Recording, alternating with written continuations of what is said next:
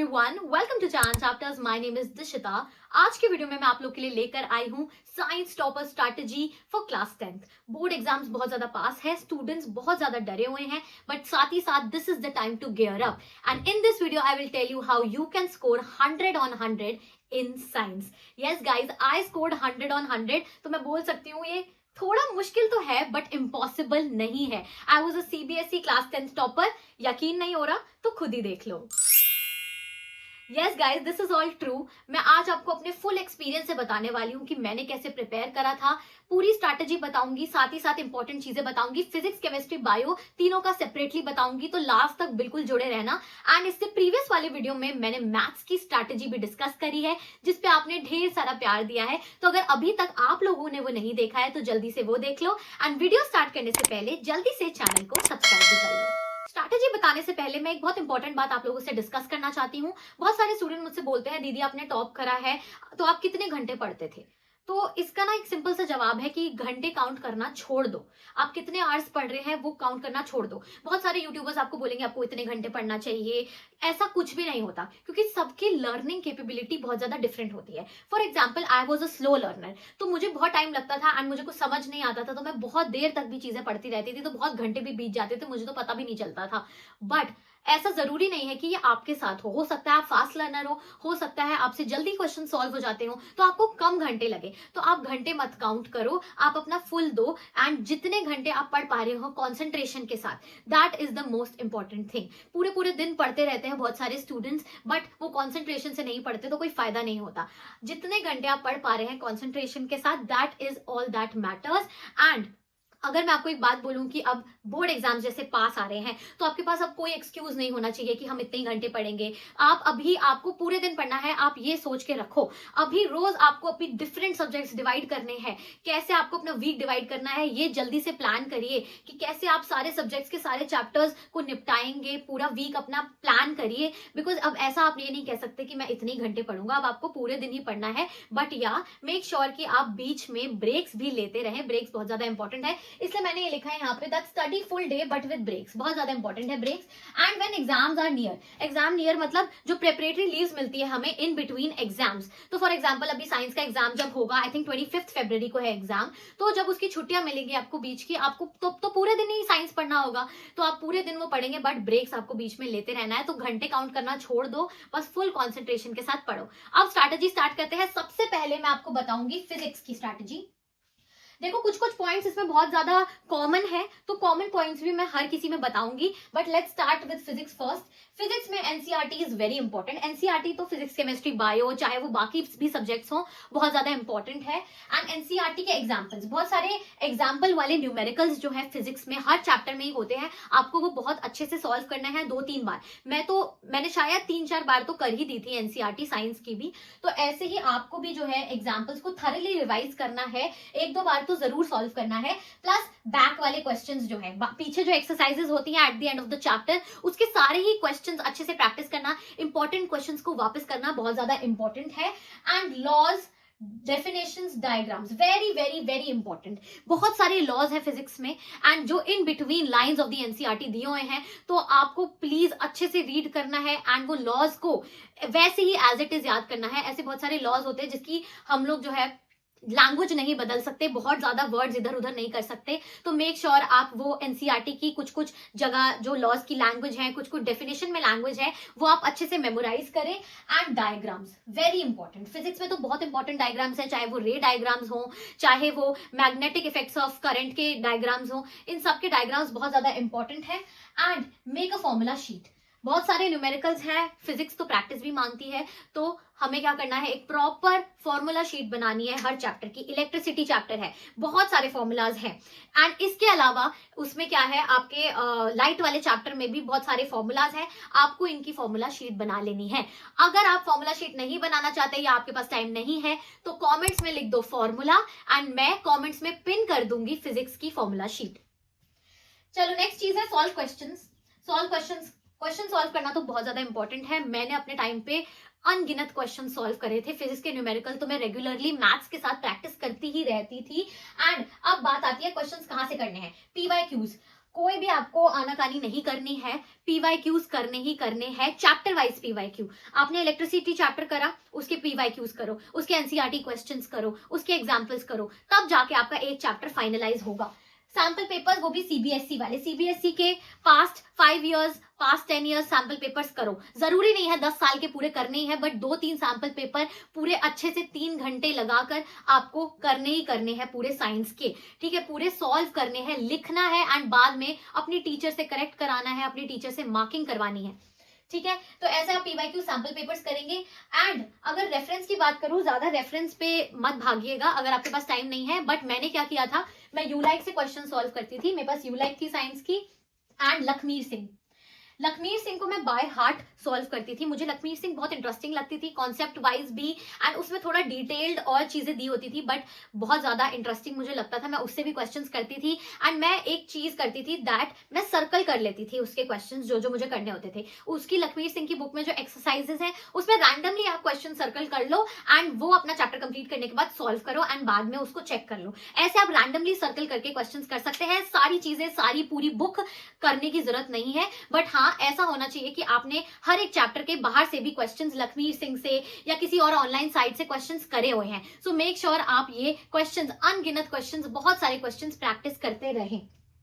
NEET diagram practice, चाहे वो रे डायग्राम हो, मैग्नेटिक फील्ड लाइंस कभी कभार गलत बन जाती हैं, रे डायग्राम्स में बहुत दिक्कतें आती है। रे डायग्राम्स मतलब आपको ये करना ही नहीं है कि आप बस देख रहे हैं डायग्राम्स एंड आप सोच रहे हैं कि आपको मेमोराइज हो गए हैं, क्योंकि आप एग्जाम हॉल में भूल जाओगे, आप एग्जाम हॉल में गलती कर दोगे।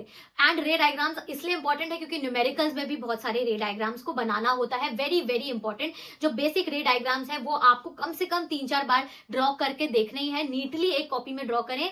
ऐसे ही मैंने भी किया था, and trust me till the time of the exam मुझे एकदम रट्टा दिमाग में एकदम बैठ गए थे, मैंने एकदम रट लिए थे एंड मुझे बहुत अच्छे से याद हो गए थे। तो इसलिए आपको डायग्राम्स को अच्छे से प्रैक्टिस करना है। अब बात कर लेते हैं मोस्ट इंपॉर्टेंट चैप्टर्स की। जैसे मैंने आपको पहले बता भी दिया, इलेक्ट्रिसिटी, मतलब ये जो 3 चैप्टर बता रही हूँ ना, electricity, magnetic effects and light, ये तो नॉन नेगोशिएबल है, मतलब आप इनको छोड़ के जा ही नहीं सकते, या इनका कोई पार्ट ऐसा है नहीं जो आपको छोड़ना है, या आप ऐसा नहीं कर सकते कि आप ये छोड़ के चले जाओ, बिल्कुल नहीं करना है ऐसा। लाइट, मैग्नेटिक इफेक्ट्स, इलेक्ट्रिसिटी तो करने ही करने हैं। बाकी जो चैप्टर्स हैं वो बहुत इंपॉर्टेंट वो भी हैं, बट ये तीनों chapters are the most important and इनकी वेटेज भी बहुत ज्यादा है। इसके अलावा एमसीक्यूज आपको सॉल्व करनी है, आपको पता ही है एमसीक्यूज आएंगे आपके पास, एंड वो बहुत ज्यादा कॉम्पिटिटिव लेवल के भी हो सकते हैं, तो आप मेक श्योर एमसीक्यूज भी करें। एंड आप ऑनलाइन भी कर सकते हैं, सैंपल पेपर से भी कर सकते हैं, एंड ये जो मैंने बुक्स बताए हैं आपको, यू लाइक या लखमीर सिंह, इससे भी आप प्रैक्टिस कर सकते हैं। एंड डेली न्यूमेरिकल्स, मैंने कहा कि मैं रोज प्रैक्टिस करती थी, मैथ्स भी करती थी एंड फिजिक्स भी, तो फिजिक्स के न्यूमेरिकल्स भी इक्वली इंपॉर्टेंट है, तो आपको डेली न्यूमेरिकल सॉल्व करने हैं। नेक्स्ट चीज मैं आपको बता देती हूँ, केमिस्ट्री। अब नेक्स्ट आ गए हम केमिस्ट्री पे। पहली चीज है very important, writing down the reactions and equations. Chemistry में सबसे ज्यादा इंपॉर्टेंट आपकी रिएक्शंस, इक्वेशंस, चाहे वो आपके नॉन मेटल्स में हो, चाहे वो केमिकल रिएक्शन वाले चैप्टर में हो, चाहे अगर आप आगे साइंस लेंगे ना तो वहां पे भी केमिस्ट्री में आपकी इनऑर्गेनिक, ऑर्गेनिक केमिस्ट्री आएगी। बहुत इंपॉर्टेंट है आपको रिएक्शन याद करना, यहीं से आपका बेस बन रहा है, तो आपको राइट डाउन करके लिखनी है। ऐसा नहीं कि आपने बस पढ़ ली और याद कर ली है, ठीक है, आपको लिखना है उसे अच्छे से, ठीक है। Reactions and equations very important. Balancing वाले जो क्वेश्चंस होते हैं ना, इक्वेशन बैलेंस वाले क्वेश्चंस होते हैं, आपको बहुत ज्यादा प्रैक्टिस करने हैं, क्योंकि वो तो आपके पेपर में आते ही हैं, एंड मैंने भी बहुत ज्यादा सॉल्व करे थे। आप एनसीईआरटी से करें, इन टेक्स्ट जो क्वेश्चंस होते हैं, पीछे जो क्वेश्चंस है, बहुत सारे बैलेंसिंग वाले क्वेश्चंस हैं, अच्छे से उसको रिवाइज करो, अच्छे से उसको सॉल्व करो, एंड बाकी बुक से भी आप सॉल्व करेंगे, वो मैं आपको बताती हूँ कौन सी बुक्स।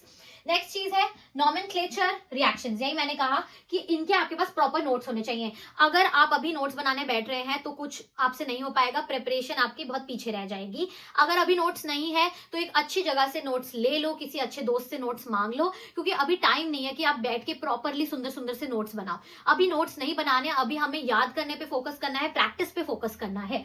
तो इस सबके नोट्स आपके पास होने चाहिए, नॉमेनक्लेचर के, रिएक्शंस के, वो हर चैप्टर जिसमें भी रिएक्शंस हैं उसके सारे प्रॉपर नोट्स आपके पास होने चाहिए, चाहे वो आपके क्लास नोट्स हैं, चाहे वो आपके ट्यूशन नोट्स हैं।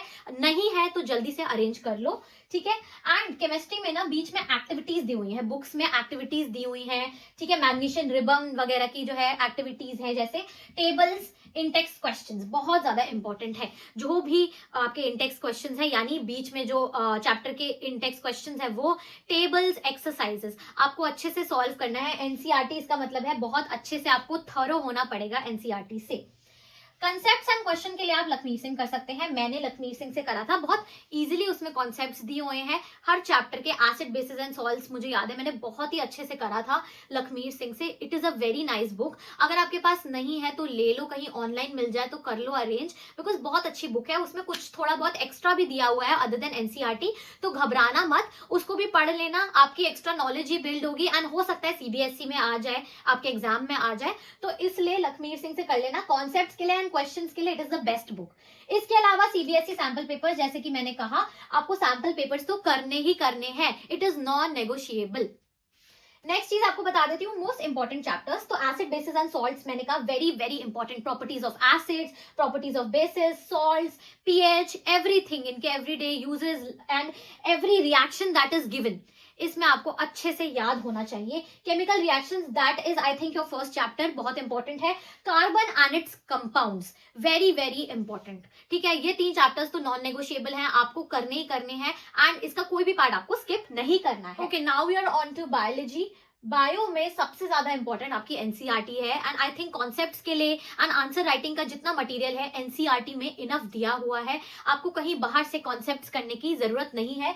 एनसीईआरटी आपको करनी है and it is enough, 3 to 4 times करनी है। इसका क्या मतलब है कि आपको अच्छे से रीडिंग करनी है एनसीईआरटी की। ऐसा आपको कोई चैप्टर छोड़ना नहीं है जो आपने एनसीईआरटी से पढ़ा ना हो, ठीक है। तो आपको पढ़ के तो जाना ही है, पीछे वाले क्वेश्चंस आप कर चुके होंगे, आपने अपने नोटबुक्स में, स्कूल में भी लिखे होंगे, तो अच्छे से आप उनको क्वेश्चंस को याद कर लेना and it is very important आप एनसीईआरटी से थरो हो for the concepts of bio, ठीक है। You have to memorise keywords. Now bio में मार्क्स लाना, बायो में मार्क्स गेन करना बहुत ज्यादा इजी होता है, बस हमें आंसर राइटिंग पे फोकस करना होता है, मेन कीवर्ड्स पे फोकस करना होता है, डायग्राम्स अच्छे से बनाना होता है and we are good to go, ठीक है। It is not like physics या केमिस्ट्री जहां पे आपका कोई बैलेंसिंग गलत हो सकती है, या फिजिक्स में आपका कोई आंसर गलत आ सकता है न्यूमेरिकल का। इसमें तो आपको सिंपल आंसर राइटिंग करनी है, तो इसलिए आपको अच्छे से चीजें याद होनी चाहिए। कीवर्ड्स को मेमोराइज करें, ठीक है। हर आंसर में आपके कीवर्ड्स होते हैं, ठीक है, जो आपने अपनी नोटबुक्स में, अपने नोट्स में लिखे होंगे।